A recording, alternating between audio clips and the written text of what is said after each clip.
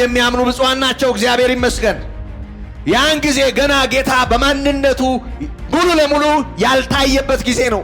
አልተሰቀለም፣ ገና ሞትን ድል አድርጎ አልተነሳም፣ ገና መድኃኒት የሆነው የወንጌል እውነት ወደ ዓለም እንዲሄድ ገና አልታወጀም።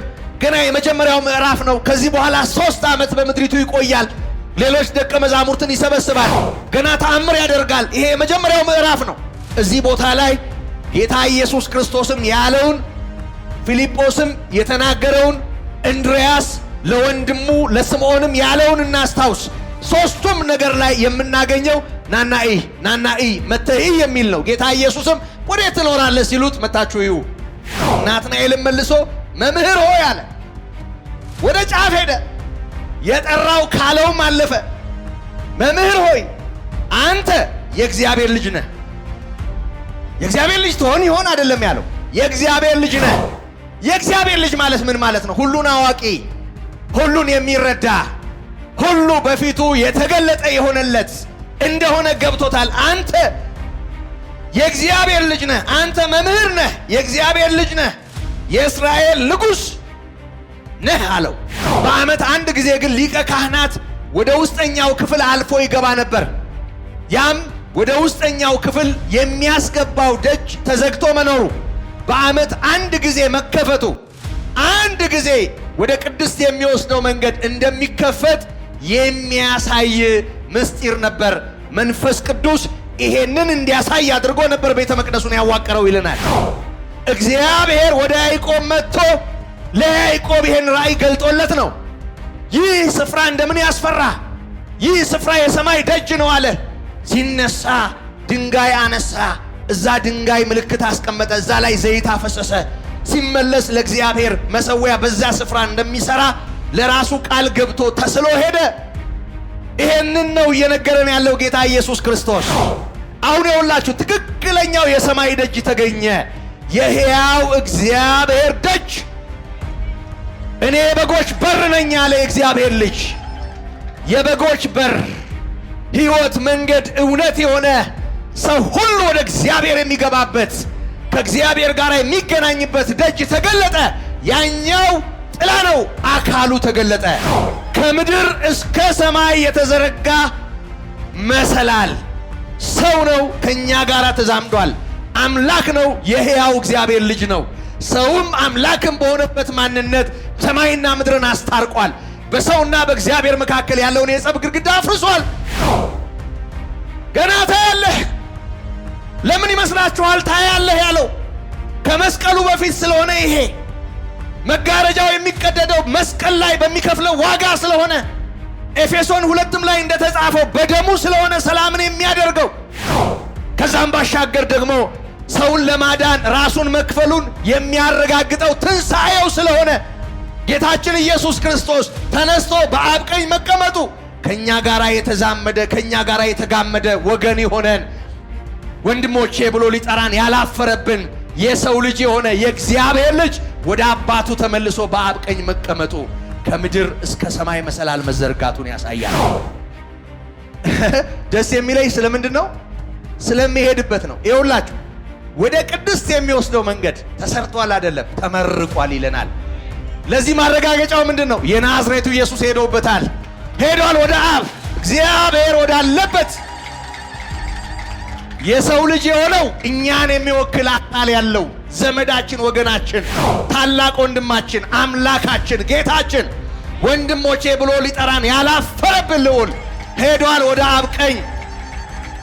ስለዚህ መንገዱ ለመመረቁ ማረጋገጫው የእግዚአብሔር ልጅ ኢየሱስ ደቀ መዛሙርቱን ይዞ እስከ ቢታንያ ተራራ ግርጌ ድረስ አብሯቸው ሄደ። ድንገት ከመካከላቸው ከፍ ከፍ አለ፣ ደመናም ከፊታቸው ሰውራ ተቀበለችው። ሳያዩ የሚያምኑ ብፁዓን ናቸው፣ እግዚአብሔር ይመስገን። ያን ጊዜ ገና ጌታ በማንነቱ ሙሉ ለሙሉ ያልታየበት ጊዜ ነው። አልተሰቀለም ገና። ሞትን ድል አድርጎ አልተነሳም ገና። መድኃኒት የሆነው የወንጌል እውነት ወደ ዓለም እንዲሄድ ገና አልታወጀም። ገና የመጀመሪያው ምዕራፍ ነው። ከዚህ በኋላ 3 ዓመት በምድሪቱ ይቆያል። ሌሎች ደቀ መዛሙርትን ይሰበስባል። ገና ተአምር ያደርጋል። ይሄ የመጀመሪያው ምዕራፍ ነው። እዚህ ቦታ ላይ ጌታ ኢየሱስ ክርስቶስም ያለውን፣ ፊልጶስም የተናገረውን፣ እንድርያስ ለወንድሙ ለስምዖንም ያለውን እናስታውስ። 3ቱም ነገር ላይ የምናገኘው ናናኢ መተይ የሚል ነው። ጌታ ኢየሱስም ወዴት ትኖራለህ ሲሉት መጣችሁ እዩ።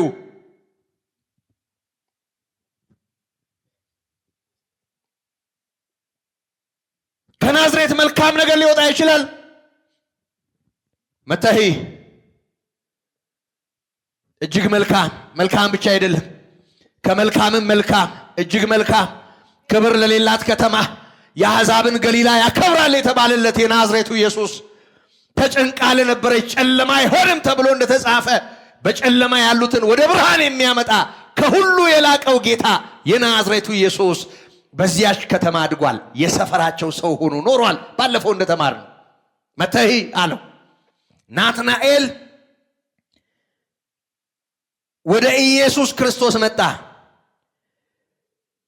ኢየሱስም ናትናኤል የፊልጶስን ጥሪ ሰምቶ መምጣቱን ተመለከተ እና ስለ እርሱ ጌታ ኢየሱስ ክርስቶስ ተናገረ። ተንኮል የሌለበት በእውነት የእስራኤል ሰው እንሆ አለ። ይህንን ያለው ማን ነው? ጌታችን ኢየሱስ ክርስቶስ። ማን ነው ተንኮል የሌለበት? ማን ነው ተንኮል የሌለበት? ናትናኤል ተንኮል የሌለበት የእስራኤል ሰው። ይኸው ጌታ ኢየሱስ ክርስቶስ ስለ ናትናኤልን ያውቀዋል። ከናዝሬት መልካም ነገር ሊወጣ ይችላል ያለውን ሰውዬ ያውቃል። የኛ አባቶች ምን አድርጓቸው እንደሆነ አላውቅም። ትርጓሜው መጽሐፍ ላይ የዚህን ሰውዬ ስም አጥፍተዋል፣ ብዙ አበላሽተውታል። ግን ጌታ ያለውን ብቻ ነው ማለት የምፈልገው። በደንብ ስሙኝ። ተንኮል የሌለበት በእውነት የእስራኤል ሰው። ይህንን የሚናገረው ማን ነው? ጌታ ኢየሱስ። ስለማ?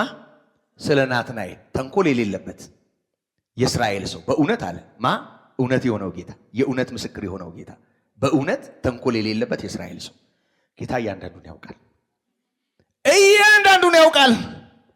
ማንም ስለ ማንም እንዲነግረው አይፈልግም። ሁሉን ያውቃል ጌታ። ናትናኤል ገና ከጌታ ጋር እንደተገናኙ ጌታ ይሄን መናገሩን ሲሰማ ከወዴት ታውቀኛለህ አለው። ቀብረር ያለ አይመስልም? የት ታውቀኛለህ? አዎ የት ታውቀኛለህ አለው።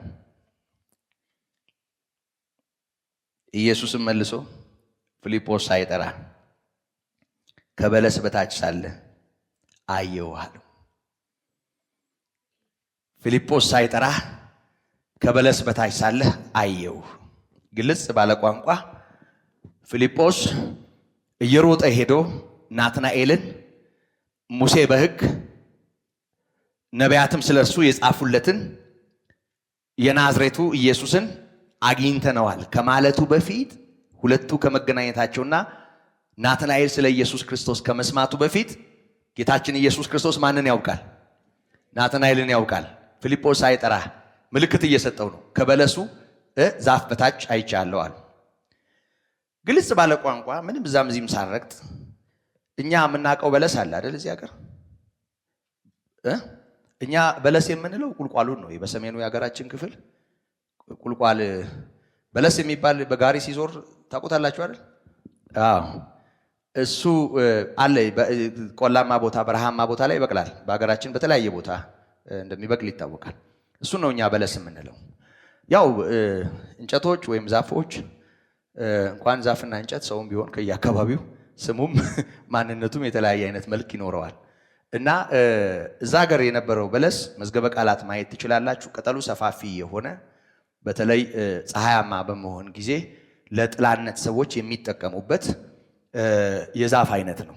ይሄ እኛ የምናውቀው እሾሃማው በለስ አይደለም። እዛ በለስ የሚባለው ሌላ አይነት ነው። እና እዛ ጥላ ስር ሰዎች ይቀመጣሉ። መጽሐፍትን ለማንበብ ለእረፍት ይገለገሉበታል። ስለዚህ ግልጽ ባለ ቋንቋ ናትናኤል ሄዶ ፊልጶስ ሄዶ ለናትናኤል ከመናገሩ በፊት ናትናኤል የት ነበረ አይደል? በቃ የተጻፈው ብቻ በቂ ነው። እና ቀደም እንዳልኳችሁ ጌታ ኢየሱስ ክርስቶስ ሁሉን ስለሚያውቅ ናትናኤል እዛ በለስ ስር አንዳንድ ወንጀል ሰርቶ ነበረ ብለው ያልተጻፈ ነገር ይናገራሉ። አንድም እንዲህ ማለት ነው፣ ሁለትም እንዲህ ማለት ነው፣ ሶስትም እንዲህ ማለት ነው ብለው ታሪኩን አቅፍተውታል። ያ ሁሉ ነገር አልናገርም፣ ምክንያቱም ኢየሱስ ክርስቶስ ያለው መናገር ይሻላል አይደል? ተንኮል የሌለብህ ካለ በቃ ከጌታ በላይ እኔ እኮ አንዳንዴ በጣም እኮ የምናሳፍረው በእውነት ጌታን ራሱ ለማረም ይዳዳናል። በቃ ተንኮል የሌለብህ ያለውን ሰውዬ ሰው ገሎ እዛ ዛፍ ስር ስለቀበረ ያኔ እንደዚህ ያረከው ወንጀል አውቄ ነበር፣ እንደው የሰው ሚስት እዛ ቦታ ላይ ደፍሮ ስለነበረ እንዲህ አውቄ ነበር። እንዲህ አይነቱን ሰውዬ እንግዲህ ተንኮል ምንድን ነው? ከዚህ በላይ የሰው ሚስት ከመዝረፍ በላይ ተንኮል አለ? ከመግደልስ በላይ ተንኮል አለ? ወንጀል ከመስራት በላይ ምን ማለት ነው?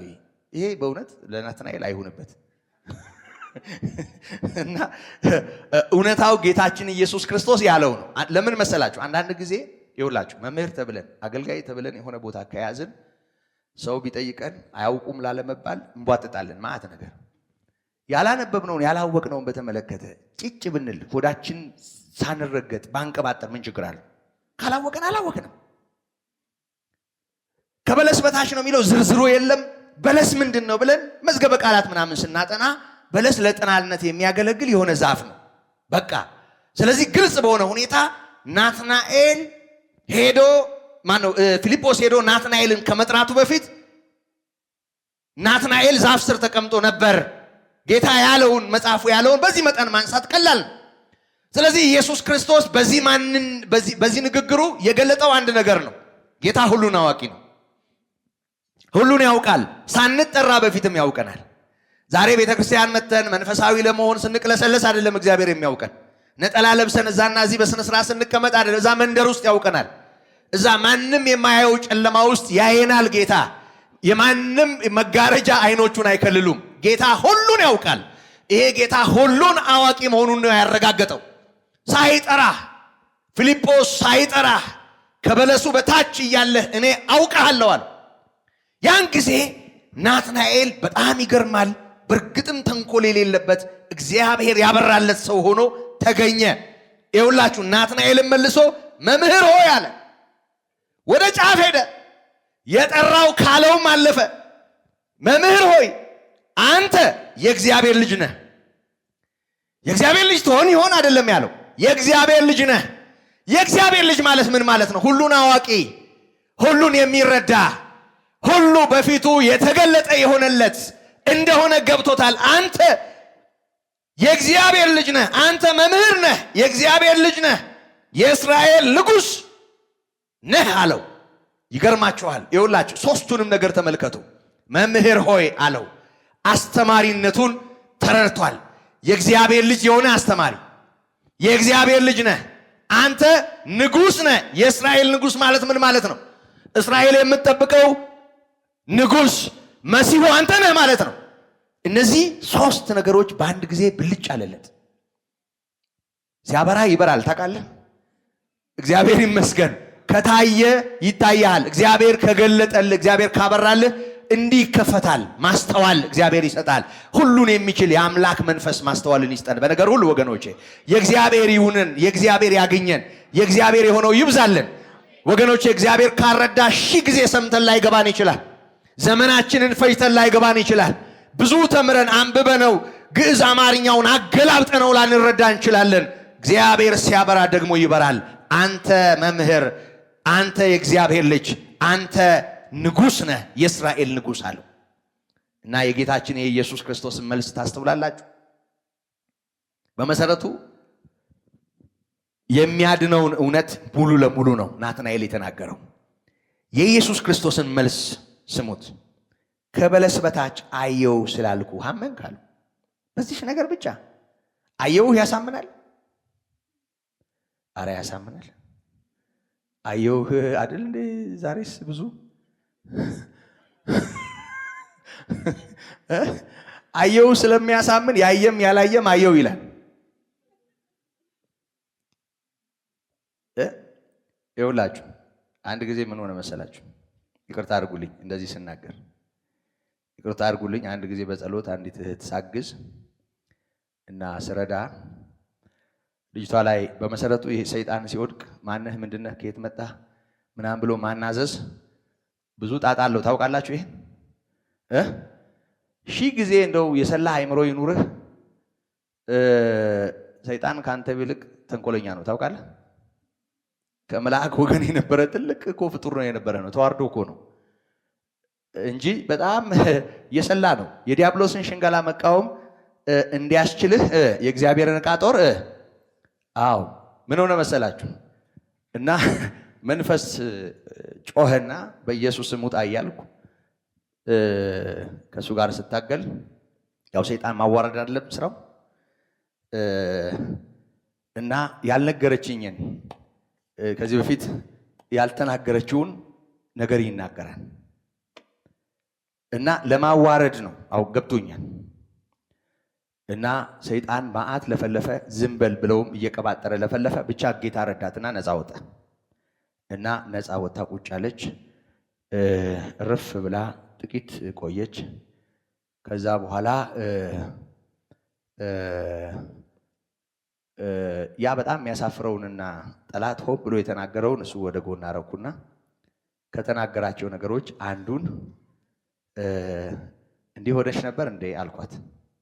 ብድግ አለችና በእውነት አንተ የእግዚአብሔር ሰው ነህ አለች። የኔ እህት ሰይጣን የነገረኝ ተረጋጊ፣ ሰይጣን የነገረኝ እሱ ነው የቀባጠረው፣ ተገልጦልኝ አይደለም ታይቶኝ አይደለም አልኳት። እና የእግዚአብሔር ሰው መሆን የቀረ ብላ ቁጭ አለች።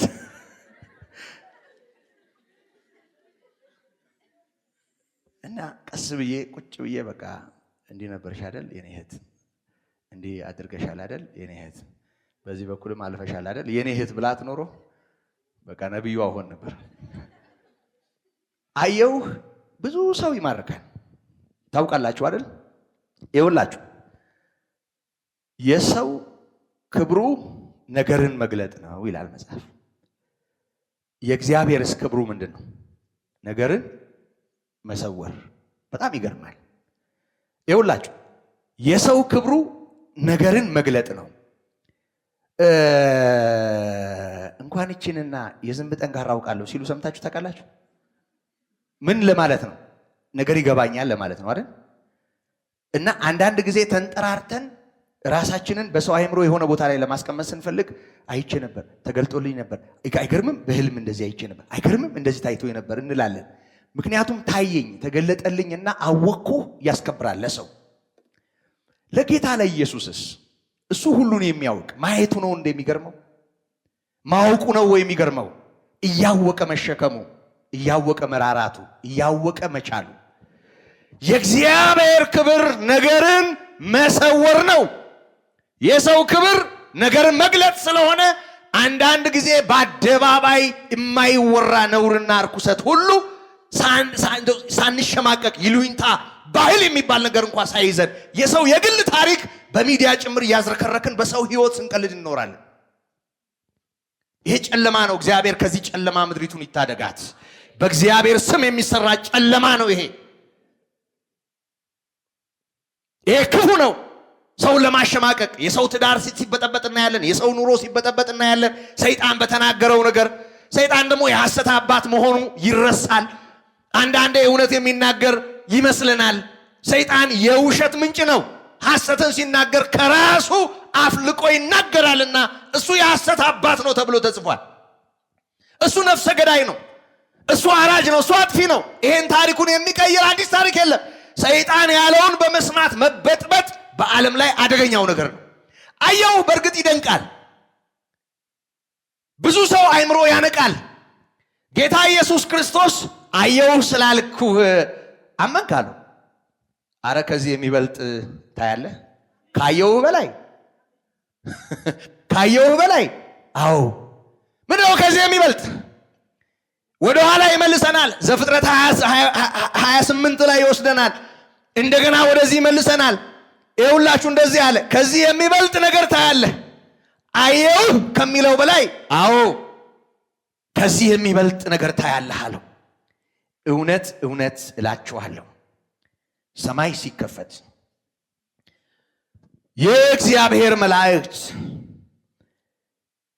በሰው ልጅ ላይ ሲወጡና ሲወርዱ ታያላችሁ አለው። ይሄኛው ከዛኛው ይበልጣል ማለት ነው። ካየው ይበልጣል ማለት ነው። ከበለስ በታች ተመለከትኩ ከሚለው ይበልጣል ማለት ነው። ምንድነው የሚበልጠው? ገና ሰማይ ሲከፈት ሰማይ ተዘግቶ ነበር። በሰውና በእግዚአብሔር መካከል የጸብ ግድግዳ ነበር። በሰው ልጅ ላይ መላእክት ሲወጡና ሲወርዱ ታያለህ የሚለው ቋንቋ በሰማይና በምድር መካከል ያለው ግርዶሽ መነሳቱን መንፈሳዊው ዓለም ለሰው ሰውም ለመንፈሳዊው ዓለም እግዚአብሔር ላለበት ከፍታ የሚሆን እድል ማግኘቱን የሚያረጋግጥ ገና ከዚህ የሚበልጥ ነገር በፊት ለፊቱ እንዳለ መናገሩ ነው። ወገኖቼ ይህንን የሰማይ መከፈት በተመለከተ የሚያስረዱ ሁለት ነገሮችን አስታውሳችኋለሁ። መቼ ነው ይሄ የሆነው? ገና ታያለህ የሚለው ቃል ገና ከዚህ በኋላ የሚሆነውን ነው። እግዚአብሔር አብ ዮርዳኖስ ወንዝ ላይ ሰማይን ከፍቶ በእርሱ ደስ የሚለኝ ያለውን ያንን መከፈት አይደለም። ያኛው እግዚአብሔር ለልጁ ምስክር የሆነበት እንጂ በሰውና በእግዚአብሔር መካከል የነበረው የጸብ ግድግዳ የፈረሰበት ጊዜ አይደለም። ታቦር ተራራም ላይ ብንሄድ እግዚአብሔር አብ ለልጁ ምስክር ሆኗል። ተራራው በደመና ተውጧል። እግዚአብሔር ወደ ሰው መጥቶ ተናግሯል። ሰዎችም በታላቅ ፍርሃት ሆነው የጌታን ክብር አይተዋል። ግን ገና ሰማይ አልተከፈተም። ወገኖቼ ማቴዎስ 26ን ላስታውሳችሁ። ጌታ ኢየሱስ ክርስቶስ በተሰቀለበት ቀን በታላቅ ጩኸት ወደ አባቱ ጮሆ ነፍሱን አሳልፎ ሲሰጥ ወዲያው መጋረጃ ከላይ ወደ ታች ተሰነጠቀ ይለናል። ያም በሰውና በእግዚአብሔር መካከል የነበረው የጸብ ግድግዳ መፍረሱን የሚያሳይ ነው። ከዚያም ባሻገር ዕብራውያን ምዕራፍ 9 ላይ ካህናት ሁልጊዜ አገልግሎታቸውን እየፈጸሙ ወደ ፊተኛይቱ ድንኳን ይገቡ ነበር ይላል። ወደ ቅድስቱ ማለት ነው፣ ወደ ቤተ መቅደሱ የመጀመሪያው ክፍል። በዓመት አንድ ጊዜ ግን ሊቀ ካህናት ወደ ውስጠኛው ክፍል አልፎ ይገባ ነበር። ያም ወደ ውስጠኛው ክፍል የሚያስገባው ደጅ ተዘግቶ መኖሩ፣ በዓመት አንድ ጊዜ መከፈቱ፣ አንድ ጊዜ ወደ ቅድስት የሚወስደው መንገድ እንደሚከፈት የሚያሳይ ምስጢር ነበር። መንፈስ ቅዱስ ይሄንን እንዲያሳይ አድርጎ ነበር ቤተ መቅደሱን ያዋቀረው ይለናል። ስለዚህ ወገኖቼ አሁን ወደ ሰማይ የሚወስደው መንገድ ተመርቆ ተከፍቷል። ወገኖቼ ይሄንን ከመጠቅለሌ በፊት ወደ ኋላ ተመልሼ አንድ ነገር ላስታውሳችሁ። ያዕቆብ ያየውን ህልም ታስታውሳላችሁ? ታስታውሳላችሁ? ዝርዝር ውስጥ አልገባም ጊዜ ስለማይበቃኝና ሰዓት ስለጨረስኩ። ዘፍጥረት 28 ስታዩ ያዕቆብ ከገዛ ከወንድሙ ከኤሳው ሸሽቶ ወደ አጎቱ ወደ ላባ ሲኮበልል ሎዛ በሚባለው መንገድ መሸበትና ድንጋይ ተንተርሶ ተኛ። መንገድ ላይ አሸዋ ላይ ተኝቶ ያለ ራእይ ያያል፣ ህልም ያያል። ህልሙ እሱ ካለበት ከተንተራሰበት ስፍራ እስከ ሰማይ የሚደርስ መሰላል ተዘርግቶ በመሰላሉ አናት ላይ ደግሞ እግዚአብሔር ሆኖ ይሄንን ራእይ ይመለከታል። ያዕቆብ ድንገት ባኖ ከእንቅልፉ ሲነቃ ህልም መሆኑን ራእይ መሆኑን ያያል። ያዕቆብ ምን ገባው? ያዕቆብ የመሰለው እንደዚህ ነው። በአጋጣሚ ወደ ሎዛ ሲሄድ በሎዛ መንገድ ሲሄድ ወደ አጎቱ ወደ ላባ መሽቶበት የተኛበት ቦታ በአጋጣሚ ለካ የእግዚአብሔር በር ነው። ግልጽ ነው የምናገረው ነገር። እግዚአብሔር በቃ ክብ የሆነ ትልቅ ግቢ ያለው አምላክ ነው። እየሰማችሁ ነው? አዎ ትልቅ ግቢ ያለው አምላክ በቃ ትልቅ እንደ ቤተ መንግስት እዚህ 4 ኪሎ እንዳለው ይሁን ምን አይነት ግቢ ይኖረው እግዚአብሔር? ምን አይነት አጥር ይኖረው እግዚአብሔር? ይኸውላችሁ ያዕቆብን ህሊና ነው የሚያስታውሳችሁ። ያዕቆብ በህሊናው የተሰማው እንደሱ ነው። በጣም ትልቅ ግቢ ያለው እግዚአብሔር መውጫና መግቢያው በር ላይ በአጋጣሚ ተንተርሶ ተኝቷል። በአጋጣሚ ያዕቆብ ብንን ብሎ ሲነሳ ራእይ ነው ያየው። ይህ ስፍራ እንደምን ያስፈራ! ይህ ስፍራ የሰማይ ደጅ ነው አለ። ሰማይ መውጫና መግቢያው በዚህ በኩል ነው አለ። ሰማይ መውጫና መግቢያው በሱ በኩል ሆኖ አይደለም፣ ያዕቆብ ወዳለበት እግዚአብሔር መጥቶ ነው። ያዕቆብ ሲሄድ መሽቶበት እግዚአብሔር ደጅ ላይ ተገኝቶ አይደለም። እግዚአብሔር ወደ ያዕቆብ መጥቶ ለያዕቆብ ይሄን ራእይ ገልጦለት ነው። ይህ ስፍራ እንደምን ያስፈራ! ይህ ስፍራ የሰማይ ደጅ ነው አለ። ሲነሳ ድንጋይ አነሳ። እዛ ድንጋይ ምልክት አስቀመጠ። እዛ ላይ ዘይት አፈሰሰ። ሲመለስ ለእግዚአብሔር መሰዊያ በዛ ስፍራ እንደሚሰራ ለራሱ ቃል ገብቶ ተስሎ ሄደ። ይሄንን ነው እየነገረን ያለው ጌታ ኢየሱስ ክርስቶስ። አሁን የውላችሁ ትክክለኛው የሰማይ ደጅ ተገኘ። የሕያው እግዚአብሔር ደጅ። እኔ የበጎች በር ነኝ አለ የእግዚአብሔር ልጅ። የበጎች በር፣ ሕይወት፣ መንገድ፣ እውነት የሆነ ሰው ሁሉ ወደ እግዚአብሔር የሚገባበት ከእግዚአብሔር ጋር የሚገናኝበት ደጅ ተገለጠ። ያኛው ጥላ ነው፣ አካሉ ተገለጠ። እግዚአብሔር በረጅም ከፍ ባለው ተራራ አናት ላይ ቆሞ ነበር የታየው ያኔ። አሁን ጌታ ኢየሱስ ክርስቶስ ምንድን ነው እያለ ያለው? እውነት እውነት እላችኋለሁ ሰማይ ሲከፈት በሰው ልጅ ላይ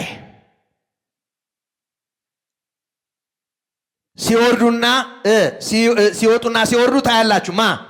መላእክት። ሰማይ ሲከፈት የሚወጡት የሚወርዱት በምን በኩል ነው? በምን በኩል ነው? በሰው ልጅ ላይ። ይሄ መሰላል ለሌላ ተሰጥቷል። ታውቃላችሁ አይደል? ያዕቆብ ያየው መሰላል የናዝሬቱ ኢየሱስ ነው። ራሱ ነው ያለው። ራሱ እኮ ነው ያለው።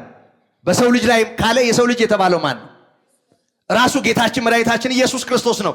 በእርሱ በኩል ሰው ወደ እግዚአብሔር እንደሚገባ ሰማይ እና ምድር መገናኘታቸውን፣ ያም ደግሞ አጠር ባለ ቋንቋ ጊዜው ስለሌለኝ ከዚህ በላይ ማብራራት ስለማልችል የሚቀጥለው ሳምንት ደግሜ ያነሳዋለሁ። ግልጽ ባለ ቋንቋ ይኸውላችሁ ከምድር እስከ ሰማይ የተዘረጋ መሰላል ምን ማለት ይመስላችኋል? ይኸውላችሁ በስጋዊው በኩል ከኛ ጋር የተዛመደ አይደል? ከድንግል ማርያም ተወልዶ ስጋን ገንዘብ አድርጎ የስጋ ዘመድ ሆኖን ወገን ሆኖን በስጋ የተገለጠ አምላክ ሕማማችንን የሚረዳ ድካማችንን የሚረዳ የሕማም ሰው ደዌን የሚያውቅ እንዳለ ኢሳይያስ የደከመውን የባዘነውን የወደቀውን የተሰበረው የሰው ልጅ ድካም የሚረዳ የሰው ልጅ ደግሞ ቅድመ ዓለም ከአብ ጋር የነበረ የአብ ቃል መለኮት የሕያው እግዚአብሔር ልጅ ከምድር እስከ ሰማይ መሰላል ተዘርግቷል አለ። ከኛ ጋር ሰው ሆኖ በስጋ ደግሞ በአባቱ ቀኝ ያለ ሞትን ድል አድርጎ ወደ አብ ሄዶ በማያልፍ የሕይወት ኃይል ከምድር እስከ ሰማይ የተዘረጋ መሰላል ሰው ነው። ከኛ ጋር ተዛምዷል። አምላክ ነው። የሕያው እግዚአብሔር ልጅ ነው። ሰውም አምላክም በሆነበት ማንነት ሰማይና ምድርን አስታርቋል። በሰውና በእግዚአብሔር መካከል ያለውን የጸብ ግድግዳ አፍርሷል። ገና ታያለህ። ለምን ይመስላችኋል ታያለህ ያለው? ከመስቀሉ በፊት ስለሆነ ይሄ መጋረጃው የሚቀደደው መስቀል ላይ በሚከፍለው ዋጋ ስለሆነ ኤፌሶን 2 ላይ እንደተጻፈው በደሙ ስለሆነ ሰላምን የሚያደርገው ከዛም ባሻገር ደግሞ ሰውን ለማዳን ራሱን መክፈሉን የሚያረጋግጠው ትንሣኤው ስለሆነ ጌታችን ኢየሱስ ክርስቶስ ተነስቶ በአብ ቀኝ መቀመጡ ከኛ ጋር የተዛመደ ከኛ ጋር የተጋመደ ወገን የሆነን ወንድሞቼ ብሎ ሊጠራን ያላፈረብን የሰው ልጅ የሆነ የእግዚአብሔር ልጅ ወደ አባቱ ተመልሶ በአብ ቀኝ መቀመጡ ከምድር እስከ ሰማይ መሰላል መዘርጋቱን ያሳያል። ቀና ስንል በአብ ቀኝ የእግዚአብሔር ልጅ እናየዋለን። በማያልፍ የሕይወት ኃይል ሊቀ ካህናት ሆኖ የነፍሳችን ጠባቂ ሆኖ ገና ታያለህ አለው። ካየው ይበልጣል ማለት ነው አይደል? አይደለም ወይ? መታየታችን ከዛ ባሻገር በእኛና በእግዚአብሔር መካከል የነበረውን የጸብ ግድግዳ እግዚአብሔር ማፍረሱ፣ ምድርና ሰማይ መገናኘታቸው በሰው ልጅ በኢየሱስ ክርስቶስ ምክንያት ይሄ መሆኑ ይበልጣል። አየው በለስ ስር ከሚለው ይበልጣል። በዚህ ተገረምክ? አረ ገና የሚበልጠውን አሳይሃለሁ አለ። የሚበልጠውን ያብራላችሁ ወገኖቼ።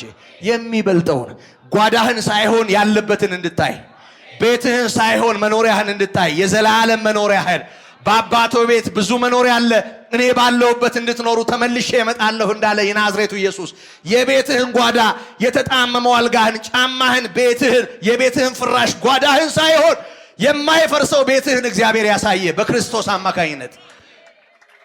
ይሄ ነው የሚበልጠው ወገኖች፣ ይሄ ነው የሚበልጠው። አየው ስላልክ አደነክ፣ አየው ለመደነቅ ይሆናል።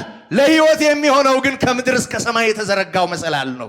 የናዝሬቱ ኢየሱስ የሕያው እግዚአብሔር ልጅ ሰውና መላእክትን አንድ ላይ ያሰለፈ በመወለዱ እንኳን የሆነውን ታስታውሳላችሁ። ሉቃስ ምዕራፍ 2 ላይ መላእክት እንዴት ከሰማይ እንደወረዱ፣ እንዴት እንዳሸበሸቡ፣ እግዚአብሔር እንዴት እንዳከበሩ፣ ክብር ለእግዚአብሔር በአርያም ይሁን ለሰውም በጎ ፈቃድ ሆኗልና እንዳለ ታስታውሳላችሁ። ደግሞ መሰቀሉ ደግሞ ምድርና ሰማይን አገናኘ። የመጨረሻ ጥቅስ ይህን ነጥብ እንዳልኳችሁ የምመለስበት ይመስለኛል። ግን አንድ ነገር ምዕራፍ 10 ላይ ያለውን ብዬ ላብቃ። ምዕራፍ 10 ዕብራውያን 10 ወንድሞች ሆይ ይላል፣ በመረቀልን በአዲስና በሕያው መንገድ። እየሰማችሁ ነው? በመረቀልን በአዲስና በሕያው መንገድ ወደ ቅድስት በኢየሱስ ደም በመጋረጃው ማለትም በስጋው በኩል እንድንገባ ድፍረት ስላለን። እየሰማችሁ ነው? ሁላችሁም በደንብ ስም። የመጨረሻ መልእክቴ ነው በዛሬው ዕለት። ይኸውላችሁ ወንድሞች ሆይ በመረቀልን በአዲስና በሕያው መንገድ። መንገዱ ተሰርቷል ብቻም ሳይሆን ተመርቋል። መንገዱ ተሰርቷል ብቻም ሳይሆን ተመርቋል። መንገዱ ተሰርቷል ብቻም ሳይሆን ተመርቋል። ብዙ መንገድ እየተሰራልን ስለሆነ ምን እያልኩ እንደሆነ ይገባችኋል። ብዙ ጊዜ በዚህ በአሮጌው መንገድ ወደዚህ ወደ ሻሸመኔ ምናምን የምንሄድበት ያው ብዙ መንገዱ በጣም የተቦጫጨቀ ነው። በተለይ ከዚህ ከሞጆ አንስቶ እስከ መቂ ምናምን በጣም ነው የሚያስጠላው። ገበጣ ማለት ይቻላል። እንዲህ እያልን ነው የምንሄደው የተርገፈገፍንና ደግሞ ይሄ ሃይዌይ ተሰርቷል። አሁን ተመረቀ ሲባል ሰምቻለሁ። አልሄድኩበትም። ከተመረቀ በጣም ደስ ብሎኛል ስለተመረቀ። ከመመረቁ በፊት በጣም በዛ እንግዲህ በሳምንት በትንሹ 2 ጊዜ እንሄዳለን። በትንሹ ማለት ነው። እየደረስን እንመለሳለን። 4 ጊዜ ረግጠዋለን ማለት ነው ያንን መንገድና በቃ መንገዱ በዚህ በኩል እየተሰራ እንደሆነ እናያለን። መኪኖች ሲገቡ ሲወጡ እናያለን። ከርቀትም እናየዋለን። ግን ስላልተመረቀ መሄድ አልቻለም እና ሳልሄድበት ብዙ ጊዜ ቆየ። ምንድነው የሆነው? አይ የእንትን መቆጣጠሪያ ማሽን ስላልተገጠመ ይሄ ስላላለቀ ምናምን ሲሉ ነበር። እና ስላልተመረቀ መንገዱም ተሰርቶ እያለ ብዙ ጊዜ ቆይተናል ሳንሄድበት። ይሄ አዳማው መንገድ ራሱ ተሰርቶ ብዙ ጊዜ ተመን ሳይወጣለት ታስታውሳላችሁ። እኔ ስለ አስፋልት ብዙ አውቃለሁ። ስኳትን ስለኖርኩ በየትኛውም አቅጣጫ ይገባኛል። እና እሱም ብዙ ጊዜ ቆይቶ ነበር። ሲመረቅ እንዴት ደስ እንዳለ። አሁን መመረቁ ደስ የሚለው ለምንድን ነው? ለምንድን ነው? ስለምን ሄድበት ነው። መንገድ ከሆነ ስለምን ሄድበት ነው። እኔ ደስ የሚለኝ በቴሌቪዥን ስለማየው አይደለም። ደስ የሚለኝ ስለምንድን ነው? ስለሚሄድበት ነው። ይኸውላችሁ ወደ ቅድስት የሚወስደው መንገድ ተሰርቷል አይደለም፣ ተመርቋል ይለናል። ለዚህ ማረጋገጫው ምንድን ነው? የናዝሬቱ ኢየሱስ ሄዶበታል። ሄዷል ወደ አብ እግዚአብሔር ወዳለበት። የሰው ልጅ የሆነው እኛን የሚወክል አካል ያለው ዘመዳችን፣ ወገናችን፣ ታላቅ ወንድማችን፣ አምላካችን፣ ጌታችን ወንድሞቼ ብሎ ሊጠራን ያላፈረብን ልዑል ሄዷል ወደ አብ ቀኝ። ስለዚህ መንገዱ ለመመረቁ ማረጋገጫው የእግዚአብሔር ልጅ ኢየሱስ ደቀ መዛሙርቱን ይዞ እስከ ቢታንያ ተራራ ግርጌ ድረስ አብሯቸው ሄደ። ድንገት ከመካከላቸው ከፍ ከፍ አለ፣ ደመናም ከፊታቸው ሰውራ ተቀበለችው።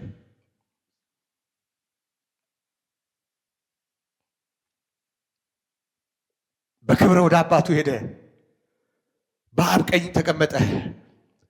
እነዚህ ሰዎች አንጋጠው ሰማይ እያዩ ስሙ እናንተ የገሊላ ሰዎች እስካሁን ድረስ ለምን አንጋጣችሁ? ወደ ላይ ታያላችሁ። እንዲሁ ሲሄድ እንዳያችሁት እንዲሁ ተመልሶ ይመጣል። ለምንድን ነው ተመልሶ የሚመጣው? ዮሐንስ 14 ላይ ነግሮናል። እኔ ባለሁበት እንድትኖሩ ተመልሼ እመጣለሁ። እሱ ባለበት እንድንኖር መንገዱ ተመርቋል። የእግዚአብሔር ልጅ ኢየሱስ ወደ እግዚአብሔር ሄዷል። የሰው ልጅ የሆነው በአብ ቀኝ የተቀመጠው እስጢፋኖስ በድንጋይ እየተቀጠቀጠ እያለ በአብ ቀኝ ቆሞ አየዋለሁ የእግዚአብሔርን ክብር የሰው ልጅን ብሎ እንደተናገረ ያ እኛን የሚወክል አካል ወደ ላይ በመሄዱ ወደ ቅድስት የሚወስደው መንገድ ተመርቋል። አስተውሉ። ወደ ቅድስት የሚወስደው መንገድ ተመርቋል። ይኸውላችሁ ይሄ መንገድ በላይ እግዚአብሔር ባለበት በታች እኛ ባለንበት በሚገባን ቋንቋ ያለውን ስፍራ እዩት። ይኸውላችሁ ወንድሞች ሆይ በመረቀልን በሕያው መንገድ ወደ ቅድስት በኢየሱስ ደም በመጋረጃው ማለትም በስጋው በኩል እንድንገባ ድፍረት ስላለን። ይኸውላችሁ ወደዛ የሚገባው በምን በኩል ነው? በመጋረጃው። ሊቀ ካህን መጋረጃ አልፎ ነበር የሚገባው። አሁን በመጋረጃው በኩል አልፈን ነው የምንገባው ይለናል። የትኛው መጋረጃ? ይሄን መጋረጃ እንጋርደው። ስለ ጨርቅ አይደለም የሚያወራው፣ በመጋረጃ በኩል ይልና መጋረጃው ምንድን ነው? የኢየሱስ ክርስቶስ ሥጋ በምድርና በሰማይ መካከል ቀራንዮ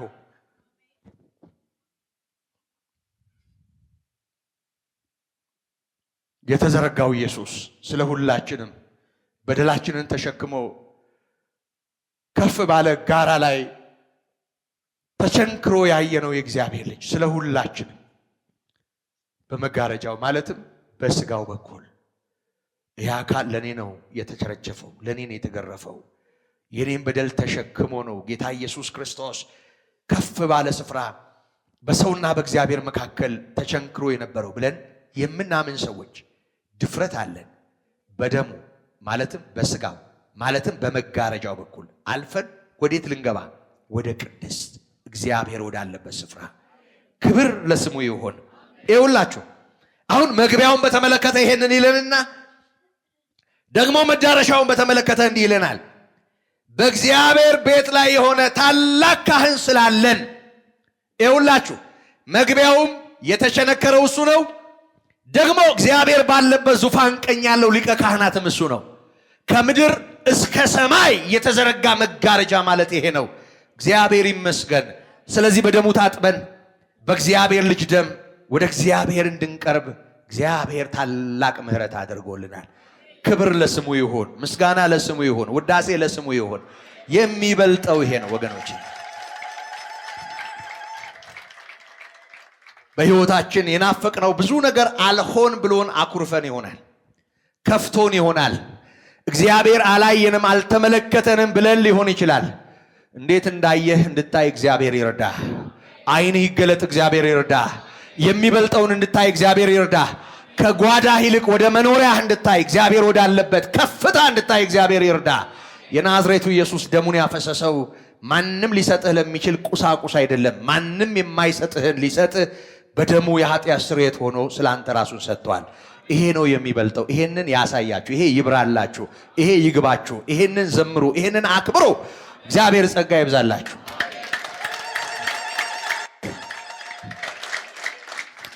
ክብርና ምስጋና ለሕያው አምላካችን ይሁን።